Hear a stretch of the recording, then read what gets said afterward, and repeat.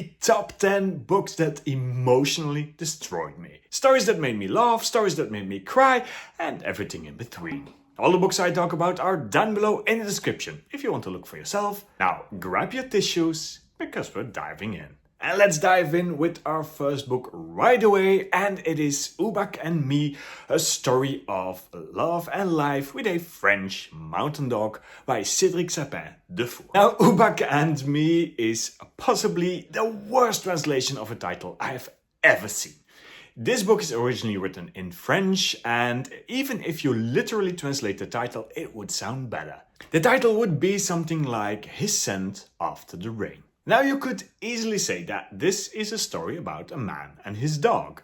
And you would be right. But it is so much more. This is a story that every dog owner will recognize right off the bat. It is a story of connection, of loyalty, of finding a friend for life, and sadly enough, having to let it go again. A writer and narrator, Cédric, tells the whole story, the simple story of driving out into the countryside to get himself a puppy, and then all of a sudden finding himself bonding with this animal, creating this very strong loyalty in between them, having all kinds of adventures, and seeing him grow old, eventually having to say goodbye again. This book doesn't hold back on the emotional highs and lows, especially if you're an animal or a dog lover. By the end, you will feel so connected with Ubac the dog that it feels like you're letting him go as well. And this book is so amazing just because of two reasons. First, it is a very simple story. It is just a story of owning a dog, but it is written ever so poetically. It is written so beautifully that you'll have to love the language in this book. And the second reason is because this story is truly a reminder of how the bond between man and animal can be something very special and very profound. This is truly a book for dog lovers. This is truly a book for anyone who loves to read stories about the outside, about trekking, about mountains. It has all of that. And this is truly a book for anyone who loves beautiful language. You take a simple, everyday idea and narrate it in such a beautiful, poetical way that you'll simply fall in love with it. However, if you are sensitive to grief that concerns animal loss and the dying of an animal, then this book might just not be for you. Trust me, it'll be an ugly cry. And if you're looking for a plot or a book that comes with a lot of action, well, this is not it. This is simply the story of a man owning a dog. And it is both beautiful and heartbreaking. Ubac and Me by Cédric Sapin-Defour. Yeah, it totally destroyed me. And the second book is a graphic novel, and why not stay with the theme of dogs? This is The Dog Who Followed the Moon by James Norbury. Now, you might know James Norbury from other graphic novels like Big Panda and Little Dragon or The Cat Who Taught Zen. Well, this is his newest graphic novel, and it is all about death. The Dog Who Followed the Moon is a heartfelt and graphically beautiful story, which is about much more than just a dog following a moon. In this beautiful graphic novel, we find a little puppy who has been separated from his parents, and he just decides to follow the light of the moon because it is as good as any other direction. Along the way, he makes some friends and he has to say goodbye to them. And it has become a tale of hope, of friendship, loyalty, but also of grief, and it has something of the old fables. And it has you thinking about all the paths that you've been taking in your life and all of the decisions you might just regret. Now, I had the pleasure to meet James Norbury himself a few weekends ago, and we talked about this book. He told me that this is possibly his most personal book up to this moment because it has a lot of his own personal grief and his own personal beliefs around death and how we live on. Because yeah, if you meet one of your favorite authors, you talk about death.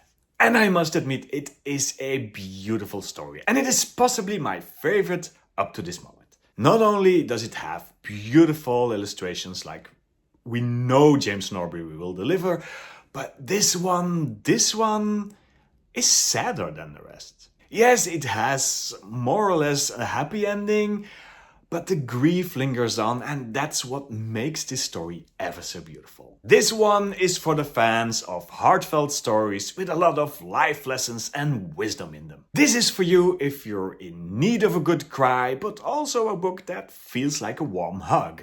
And this is for any fans of beautiful graphic novels out there. Now, if you don't like the fable-style narrative or you're not into graphic novels, then this might not be the book for you. The Dog Who Followed the Moon by James Norbury. And number 2 on our list, I don't think I'll have to introduce this one. It is a fan favorite. It has been turned into a film with Tom Hanks. Yes, of course, this is A Man Called Ove by Fredrik Backman. A Man Called Ove is one of those rare books that will have you laughing, crying, and feeling like you made a friend by the end of the book. We meet Ove, who is this a bit older man who is very set in his ways, who is very grumpy, and he lives alone. He feels like the world doesn't make any sense to him anymore, and he's done living, really. Now, at first he seems to be this quintessential cranky old neighbor, but as we progress in the story, we peel away all of these different layers and we get a story of loyalty, of love, of friendship, of grief, of bickering, you name it, it has a lot. This is one of those stories that show that people can be so much more than they first appear to be.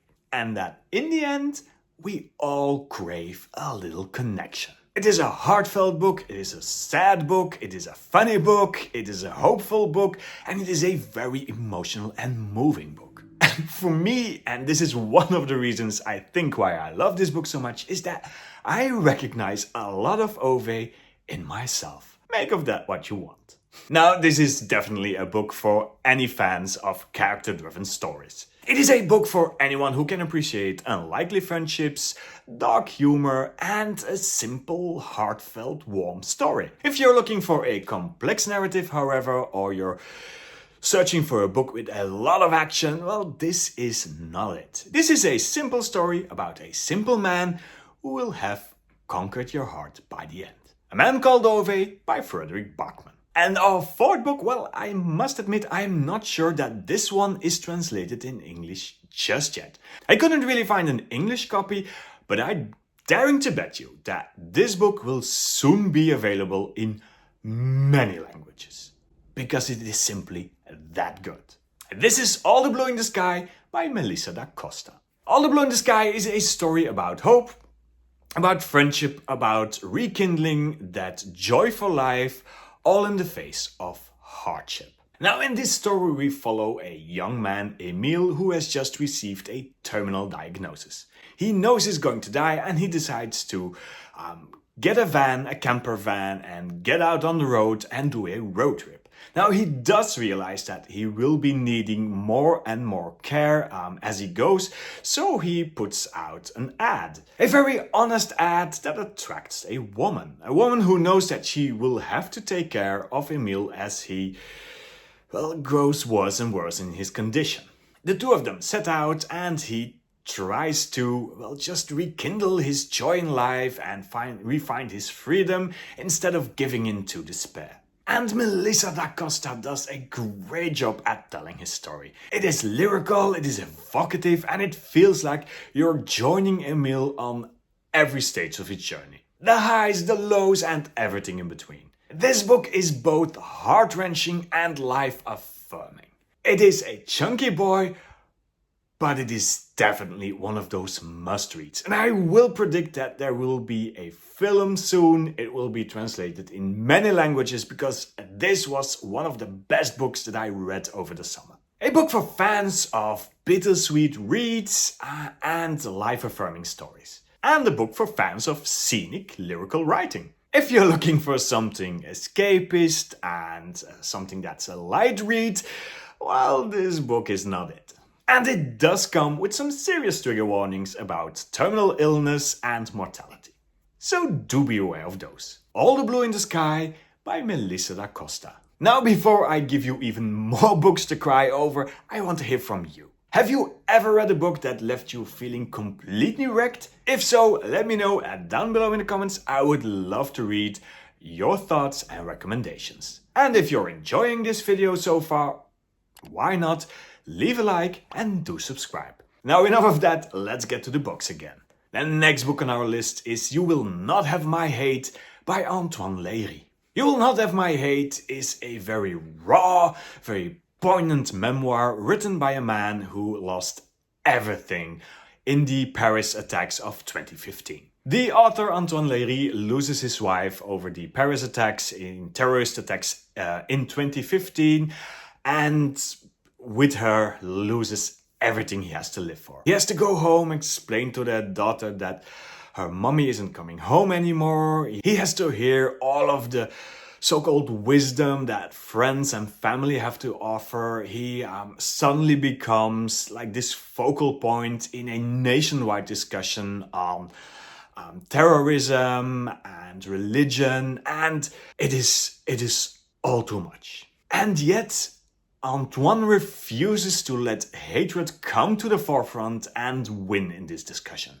In this book, he comes forth with this beautiful message of love, of trying to build bridges, of forgiving, and of nurturing the bonds that we have with our loved ones. This memoir is not just about loss. It is about choosing to live life to its fullest and honoring those who we had to leave behind. And the reason why I love this book so much is, well, especially in comparison with Salman Rushdie's Knife, which is a similar memoir, a memoir of someone who survives a terrorist attack on their life or the life of one of their loved ones.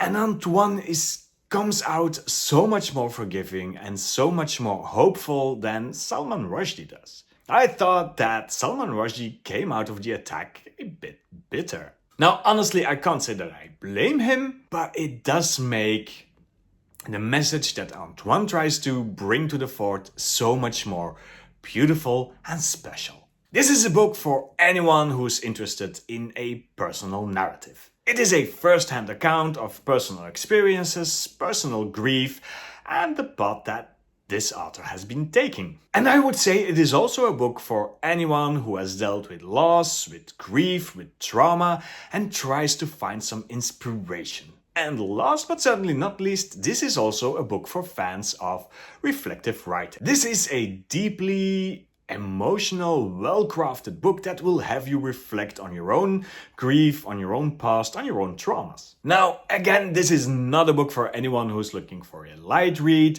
and it does come again with some serious trigger warnings. Given the context of the Paris terrorist attacks and the loss that someone experiences, this book might not be for everyone.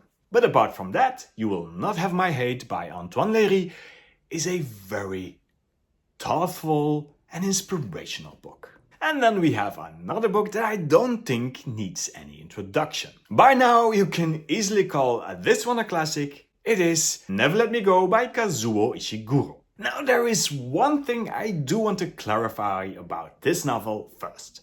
I know that this novel is often classified as being science fiction, and a lot of people going in with that idea come out a bit disappointed, because this is not science fiction, this is literary fiction at its best. And I will even say that if you read the blurb on the back of the book, again you're being misinformed, because the story is very different from what the book appears to be. And this is where I have a bit of a problem, because I truly believe that Never Let Me Go is one of those books you have to read without knowing anything about it.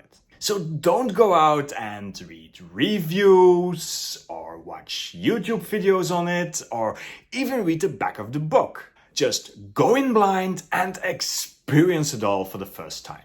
Keep yourself in the dark, that's my advice. And trust me when I say that you'll absolutely love this one.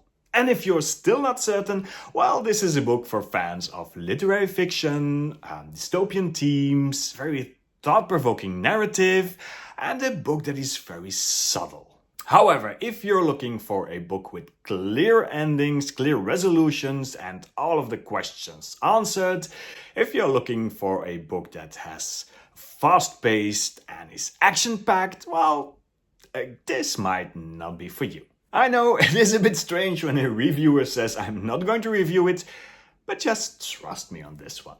Never Let Me Go by Kazuo Ishiguro. And since we had dogs already, let's throw something in for the cat people as well. This is Hiro Arikawa and the Traveling Cat Chronicles. The Traveling Cat Chronicles is a very unique and heartwarming story that is told from the eyes of our narrator, the cat Nana. And Nana is going on a bit of a road trip, together with her owner. As they journey across Japan, they meet with several old friends and relatives, and with each stop, the story about Nana's owner and his path slowly unravels, and slowly the overarching story becomes clear. And as our story progresses to the end, more or less all questions about Nana's owner are answered, except one. Why is he taking Nana on this road trip? And I'm not telling you. Now, this is a book that at first doesn't feel very emotional or sad. It is even very funny at moments. But as the story progresses and you learn more about Nana and her owner, and the truth slowly becomes clear, the end will hit you hard. The end of this book hits like a sledgehammer and will leave you in shambles. And what I truly love about this book is Arikawa's storytelling. It is never epic or grand, but somehow it always manages to capture the essence of the small moments. This is a book for anyone who has a soft spot for cats. This is a book for anyone who loves character-driven stories. And despite the emotional end, this is a book for anyone who's looking for a comfort read. However, if you don't like literary fiction, if you are not a fan of sentimentality, and if you hate cats, well, there are other books out there. The Traveling Cat Chronicles by Hiro Arikawa. And to end today, for our last book, why not throw in a YA book? But this is not just any YA book. This is possibly one of the best YA books that has been written in the last few years, at least according to my opinion. This is As Long as the Lemon Trees Grow by Zoulfa Katouh. As Long as the Lemon Trees Grow is a powerful and evocative novel that is set up against the backdrop of the Syrian civil war. This story is about Salama, a young pharmacy student who is just trying to have a normal life as a normal teenager. The one problem with that is that she is confronted with the harsh realities of war on a daily basis. And this book, this story is all about this dreadful question that is it possible to be a normal teenager, to have a normal life, to fall in love, to form friendships, to have hopes and dreams, when all you're doing on an everyday basis is trying to survive. Because war comes with trauma. And while trauma might help you to survive, it will also leave its marks. And this is where this book shines. Zoulfa Katouh manages to capture both the beauty and the horror of the war in Syria in her writing. It is both a book of despair and of hope. It is a story that will show you the darkest of times, but it is in those times that that little glimmer of hope shines brightly. And yes, this is a YA book, and it certainly feels like one as well. Salama is a young girl who is struggling to search for her own identity. She has her dreams. There is this first love that she experiences. Yeah, this is a YA novel. But at the same time, it is a powerful book on current affairs, on trauma, on what war does with people. It has many layers, and it offers a depth that I have rarely seen in any YA book. This is one of those books that I will keep recommending to everyone. However, again, do check those trigger warnings. This is not a light read. This is a story that deals with heavy themes concerning war and injury and trauma. Yeah, it can be a lot. So do know what you're getting into. But apart from that, I think everyone should read As Long as the Lemon Trees Grow by Zoulfa Katouh. Now these are just 8 books that might cause you to have something in your eye. But I'm sure there are many, many more out there, so I want to hear from you. Let me know down below in the comments which books have emotionally destroyed you. Let's get that recommendation train going. Now before you go, I can totally understand that these books are not for everyone. Sometimes you just want to read something for fun. And who knows, you might find some inspiration for that in this video. Thank you for watching. See you next week.